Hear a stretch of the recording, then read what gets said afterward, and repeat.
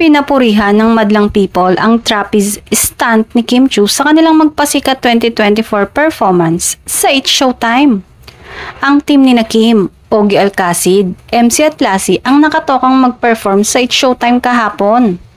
Sa Instagram ngayong Miyerkules, nagbahagi si Kim ng kanyang mensahe sa lahat ng naging katuwang nila upang maging matagumpay ang kanilang performance. Hindi pa rin daw siya makapaniwalang nairaos nila ang pinaghirapan nilang production number. Nagbunga raw ang pinagpaguran ng kanilang team. Labis-labis din ang pasasalamat ng Actors TV host sa bumubuo ng kanyang trapeze team dahil hindi nagkaroon ng aberya habang sumisirko-sirko siya sa ere. Dagdag pa niya, lalo na din sa trapeze team namin, thank you po sa pagsalo at sa pagpapaalala na magtiwala lang sa sarili at sa inyo na hindi niyo ako bibitawan.